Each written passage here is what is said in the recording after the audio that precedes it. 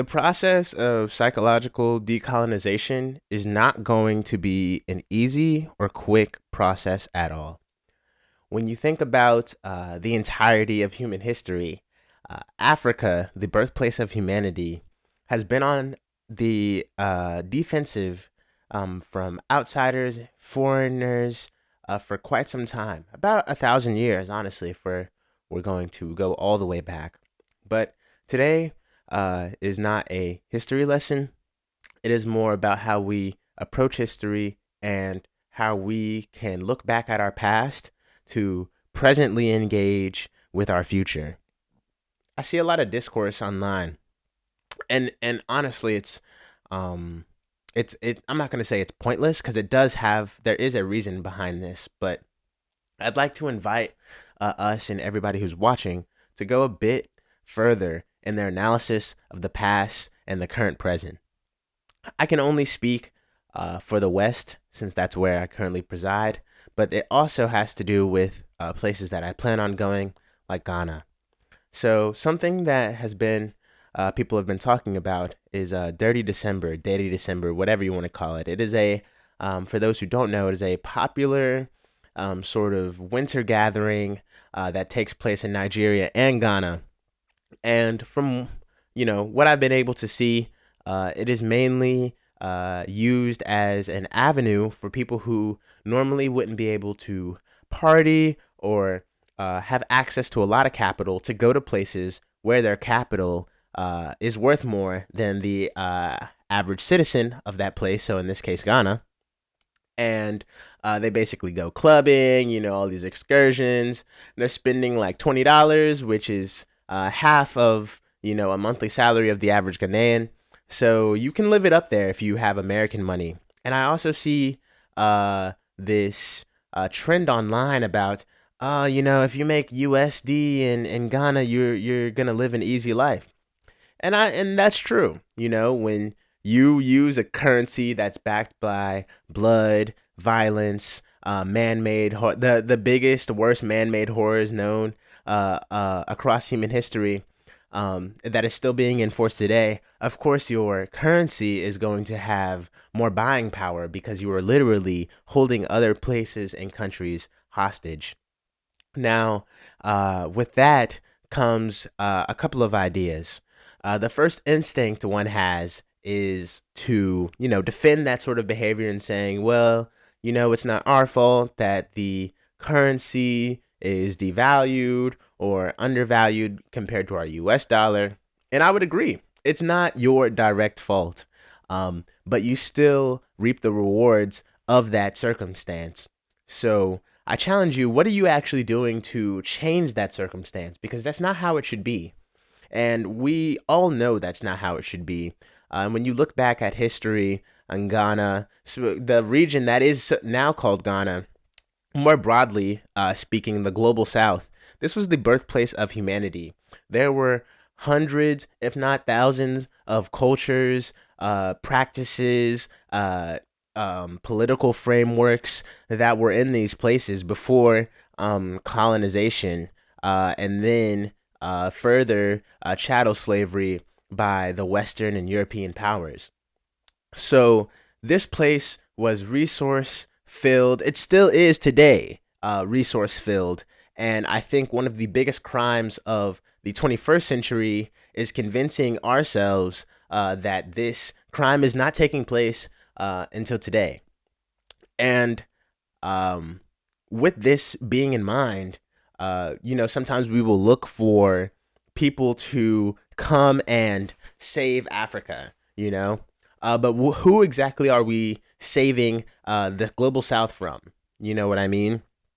You can have people come into the country and generate buzz, for example, like I Show Speed or Mr. Beast, but what are they actually doing? What is their end?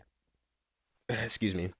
What is their end goal when coming to these regions and interacting with the citizens and people that exist in these regions?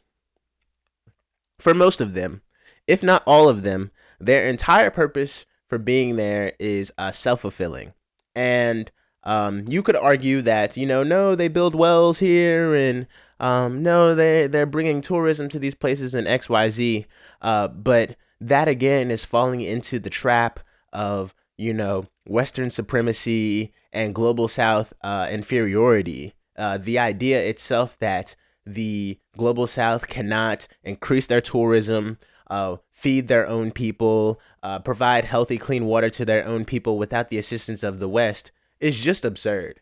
I mean, if we look back at the West and their history, their origins, they are the most dirty, vile, violent, impatient, impulsive people on the planet. They have spent centuries warring with themselves and causing, so many different plagues and sickness, and just spreading that behavior, that violence, to the rest of the world. Ever since coming into power after World War II, the West has been systematically repressing the global South's ability to self govern, their sovereignty, their economic independence, because there's no sovereignty. Sovereignty is not possible without economic independence.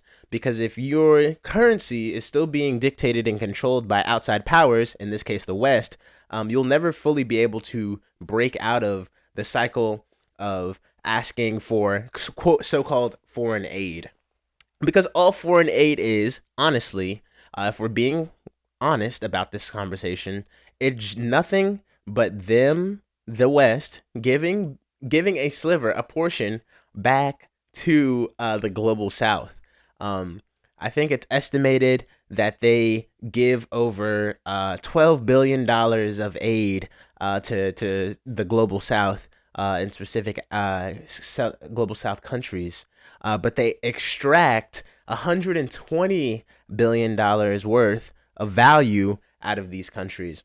So they are essentially giving 1/10 back of our own money. And I say our own because I identify with being a part of the global South. I want what's best for the global South. I want the complete freedom and independence of these regions. And since that is like my goal, my ultimate goal, that's who I decide to align myself with. Those are the goals that I align myself with. And anybody who knows any sort of history and is being honest about their history would also align themselves with these values. It's the right thing to do. And your fitra, your soul that God has given you, knows that when things are right and wrong. And you have to be programmed to ignore your fitra, your soul. So in the West, you are heavily indoctrinated from the get-go, because your parents are indoctrinated. It's a really big indoctrination machine that we're seeing on its last legs. If you're young enough and you haven't been indoctrinated in that, you just see current world events for what they are: genocide, systematic racism, and just overall violence in our communities that isn't being propagated by Black people. It's actually being pushed by the state, its police officers, its ICE agents, which is just like the current day Gestapo. And now we're starting to see an interesting trend where, instead of taking these man-made horrors and exporting them to the global South, they're not able to do that as freely anymore due to certain alliances. If, for example, you have BRICS, you have the Sahel region coming together. So now, since they can't export the violence and their systems of supremacy outward, they're choosing to strategically sort of retreat and come back into their own region, into the northern hemisphere, and say, okay, this is sort of our region. We can do what we want over here, and in return, we will leave you guys alone. We'll still, trade with you. We will still have diplomatic relations with you, but we will be taking our own Western population and doing what we want with them. And I think, honestly, that's something that most people are seeing happen into fruition. There are a lot of people that are confused about what the president of the U.S. is doing. And personally, I think that, in my opinion, I think that Donald Trump is somebody you shouldn't take his word for, but you should take him seriously, because he does represent a faction of power that is trying to shift to the global south, and is trying to ravage the West. The owners and controllers of Global Financialized Capital, or the OCGFC. He represents the A national OCGFC, so people who are not aligned with any sort of national values whatsoever. And there are a couple of videos on a YouTube channel called Middle Nation that you can watch to learn more about the OCGFC. But my point stands is that the OCGFC has known for a very, very long time that the transition to the global south is inevitable, because things are just returning to the way they were pre-colonialism. So you see celebrities, companies are all starting to sort of export their attention to the global south, because that's where the world is going to be looking at for the next couple of years. And they've kind of given up on, not kind of, they have given up on the West, its people, its citizens. That's why they're cracking down. They're trying to push this AI notion that it's going to come save us. We just have to pour more money into it. This is a pattern that has been done over and over to the people of the West. And honestly, if you are not aware of all of this, if you're not doing the research, and more importantly, if you're not being serious about these issues, of course you're going to be confused, always wondering, is World War III going to happen, etc., etc. All this nonsense. And I'll tell you something. Anyone from 2025 who was saying World War III was going to happen, China was going to invade so-and-so, the U.S. is going to invade so-and-so, and it didn't happen, you need to start treating these sources as, not factual. That they're unreliable sources of to get your information from, and you should treat them as such. Back before modernity, you had to hold some sort of title or some sort of communal acknowledgement in order for people to listen to what you were talking about. But with the birth of the internet and giving everybody a platform, everybody has the freedom to spread their ignorance and find people who speak just like them. Like today, right now, if I wanted to go find 50 people who believe that the earth was flat, even though most people on the planet know that it's flat, I would be able to find those 50 people and sort of reassure myself of that fact. I say all that to say is that we have often been conditioned and programmed to believe that things that are Western are inherently better. Concrete buildings, education systems, financial systems, the way that our entertainment works, the certain freedoms that we should be allowed and not allowed to do. Even though the West historically has the most rules and laws that you have to follow from any civilization on the planet Earth right now. They have the most rules, the most laws, the most amount of red tape. They are the most violent, oppressive country known to humankind so far. And I don't see why anybody would listen or even respect what the West has done. They have never earned their seat at the so-called top of the global order. They have simply slotted themselves in after World War II. Due to everybody else being super weak and drawn out, and just not even having the power, the hard power to make change in the world after World War II. So the U.S. has never had any of this power that people claim that it has had, and now that mirage, that illusion, is starting to break. People are starting to realize that there's no need to listen to the Westerners. There's no need to follow these paradigms. There's no need to copy what the West is doing in hopes that a Westerner will come from their country into your country and praise you for being so Western. That time is over. I actually think that indigenous things in Africa, indigenous political systems, indigenous ways of building are superior to the Western way of thinking, building, organizing. And for thousands of years, Africa, so-called Africa, the global South, Akebulan, the land of Kemet, was a prosperous place full of knowledge, science, technology, mathematics, the study of herbs, the study of plants, the study of animals, the study of the stars. This was a land that was called the Garden of Eden, the Garden of Humanity. So when you have people who have only really been around for maybe 2,000, 4,000 years, they've come from a land of barbarism, of Vikings, of pillaging, of violently, systematically destroying a region, a population of people. Why would we ever take what they have to say for face value? Why would we ever listen to any Westerner, any Western president, any Western leader when they refuse to acknowledge the 98 million indigenous people that they slaughtered in so-called America? Why would we choose to acknowledge them when they participated in chattel slavery of the first human beings on this planet and called them less than human, subhuman, and used them and tried to claim them as property?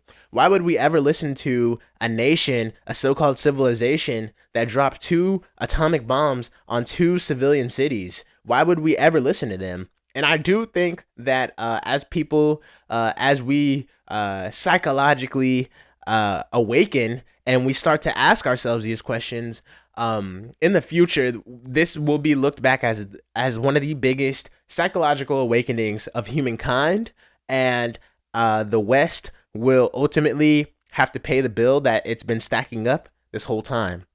So I encourage my diasporans, my historical diasporans, my indigenous people in these regions, in Ghana, stop westernizing. It's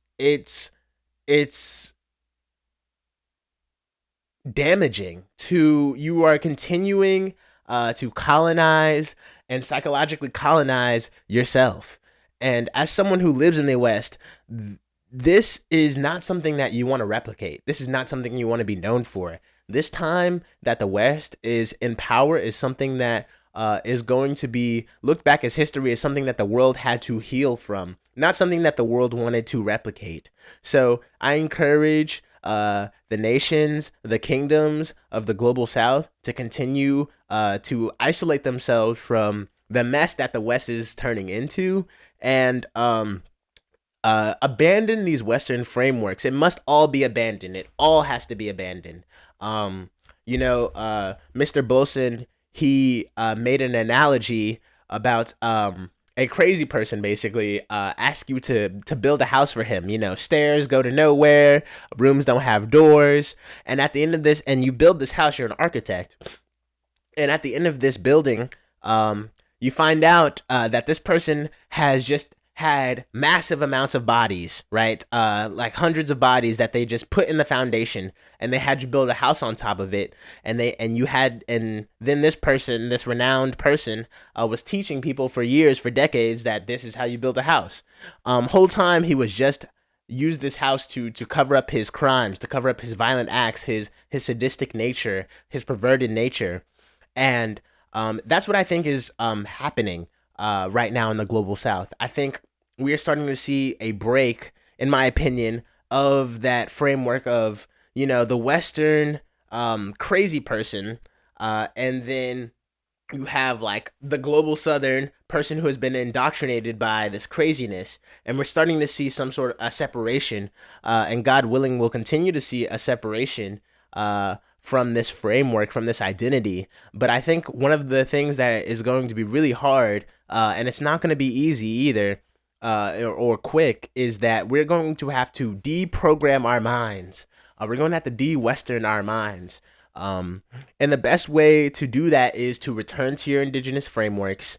And ultimately, if you have no indigenous framework to return to, then I agree with Mr. Bolson. The best thing you can do is become a part of the community of Islam. You can join 2 billion people, and all of a sudden it doesn't become just one person versus a system. It becomes 2 billion of you versus a system. And so if you are not from a global South country, if you're not from an indigenous people, then that would be my advice. But let's stop defending millionaires and billionaires, celebrities who have nothing really to offer except some quips. Most of them are thinking about their careers.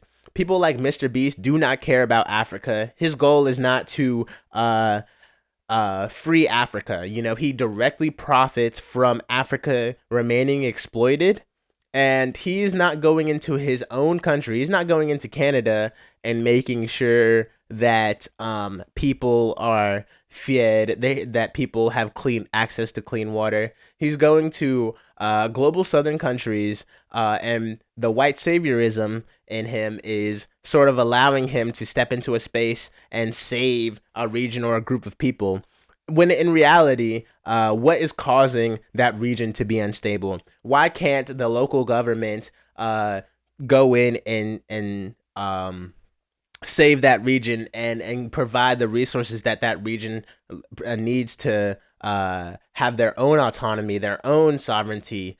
We don't need the dependence of celebrities, Western celebrities, I guess I will broadly mention, in order to save the global South. The global South was fine before colonization, and after colonization, it will continue to be fine.